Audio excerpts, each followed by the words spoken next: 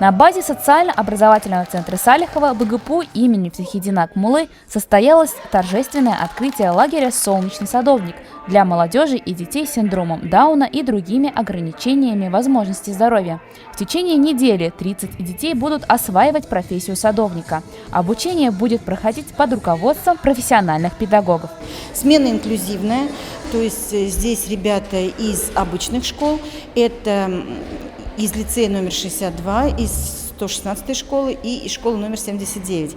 Это дети-волонтеры, которые помогают особенным детям адаптироваться в обычном обществе.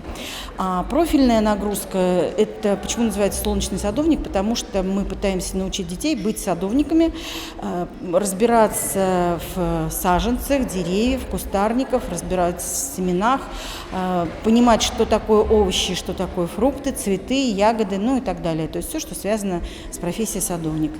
Вначале всем участникам лагеря были повязаны белые платки с символикой проекта «Солнечный садовник». Открытие прошло в игровой форме. Дети вместе с ведущими искали символические замки.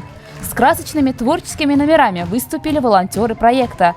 Подвижные игры и театрализованное представление очень порадовали детей. Если б жили все в одиночку, то уже давно на кусочки развалилась бы, наверное, земля. Со словами приветствия выступили организаторы Оксана Кудринская и Гузель Горикеева. Поздравляю вас с открытием нашей смены.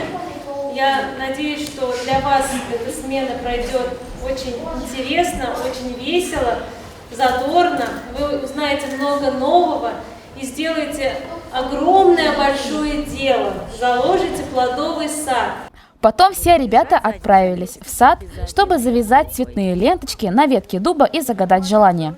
А впереди у ребят плодотворная неделя. Им предстоит овладеть практическими навыками по уходу за растениями, научиться пользоваться садовым инвентарем, ознакомиться с основными агротехническими приемами.